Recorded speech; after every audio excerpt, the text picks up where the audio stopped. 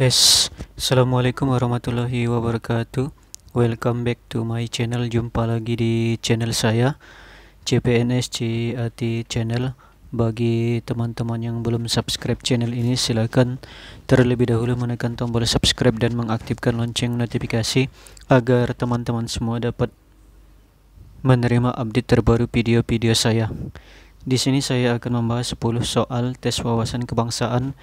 Simak baik-baik dan jangan di skip-skip agar teman-teman mendapat pemahaman yang utuh. Baiklah, kita masuk soal pertama. Pembukaan UUD 1945 terdiri dari titik-titik alinea. A 3, B 4, C 5, D 6, atau E 7. Kita lihat jawabannya 4 ya. Jadi pembukaan UUD 1945 terdiri dari 4 alinea. Kita lanjut soal nomor 2. Batang tubuh UUD 1945 terdiri dari A 20 bab, 37 pasal, 3 pasal aturan peralihan dan 2 ayat aturan tambahan. B 20 bab, 37 pasal, 3 pasal aturan peralihan dan 3 ayat aturan tambahan. C 20 bab, 37 pasal, 2 pasal aturan peralihan dan 3 ayat aturan tambahan. D 20 bab, 37 pasal, 3 pasal aturan peralihan dan 1 ayat aturan tambahan.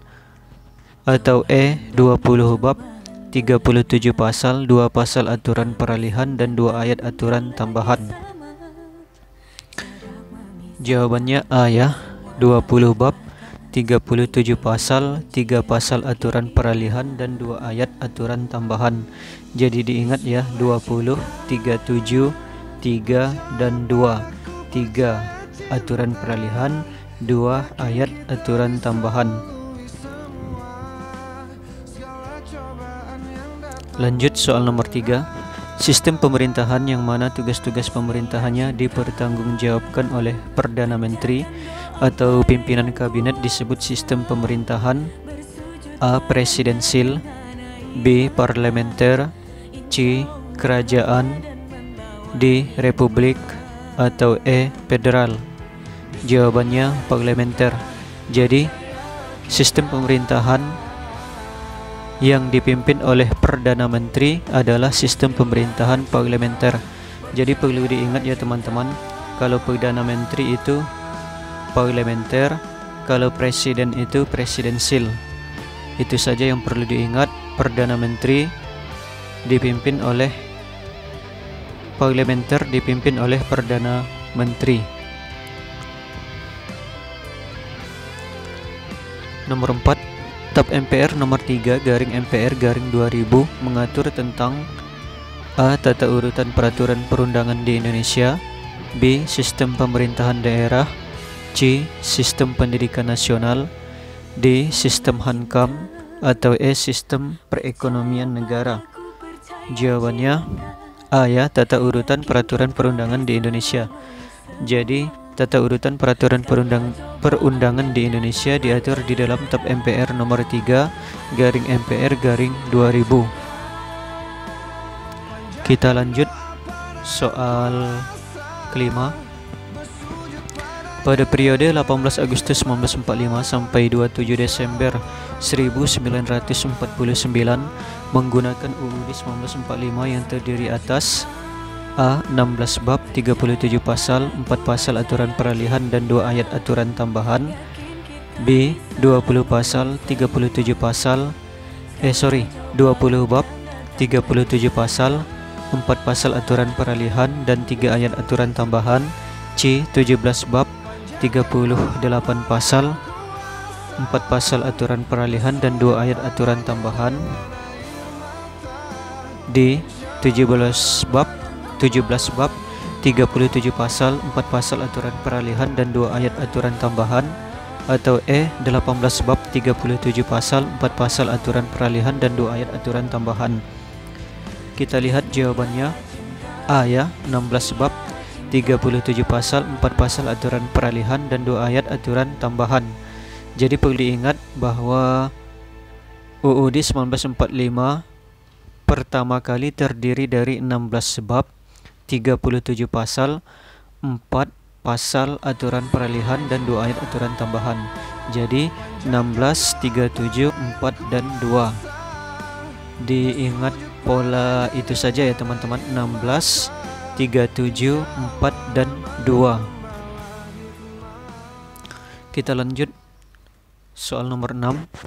Amandemen ke-1 dilakukan pada Sidang Umum MPR 1999 dan disahkan pada tanggal A. 18 Oktober 1999, B. 19 Oktober 1999, C. 20 Oktober 1999, D. 19 September 1999, atau E. 20 November 1999.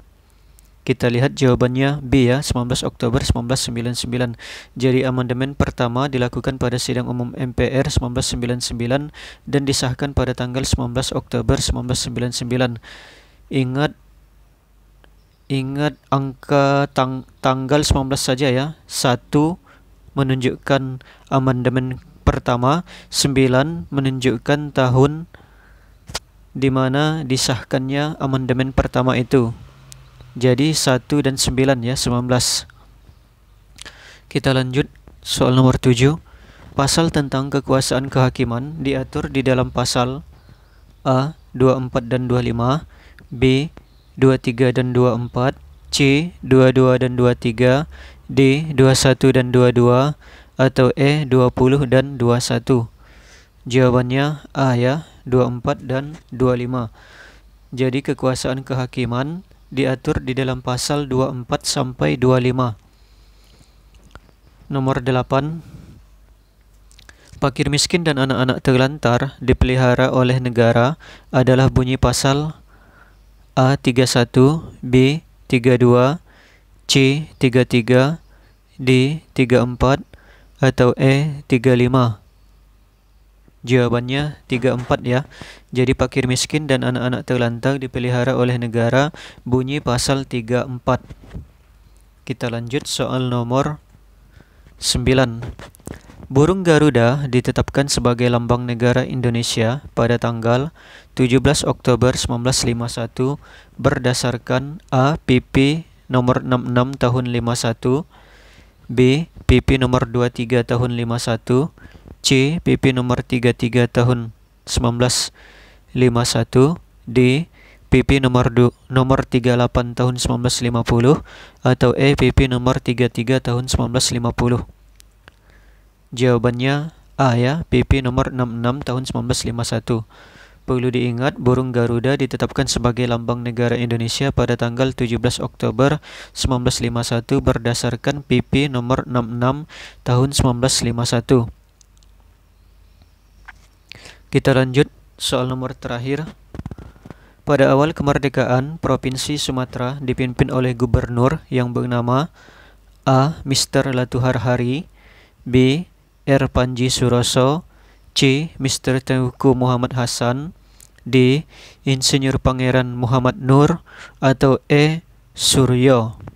Kita lihat jawabannya C ya, Mr. Teuku Muhammad Hasan. Jadi pada awal kemerdekaan, Provinsi Sumatera dipimpin oleh gubernur yang bernama Mr. Teuku Muhammad Hasan. Diingat saja namanya ya teman-teman. Diingat saja, Teuku Muhammad Hasan adalah nama orang Sumatera. Kita lihat saja dari namanya bahwa Mr. Teuku Muhammad Hasan berasal dari Sumatera. Jadi sangat mudah untuk membedakannya ya teman-teman. Kita lihat saja, jika kita tidak hafal, kita lihat saja dari namanya. Teuku Muhammad Hasan berasal dari nama Aceh ya.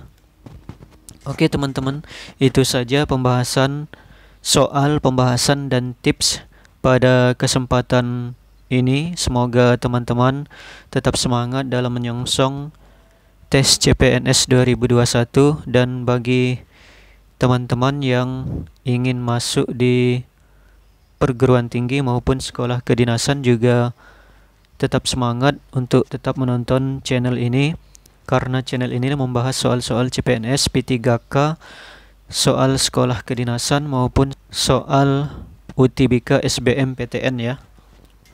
Oke, itu saja. See you next time. Bye bye.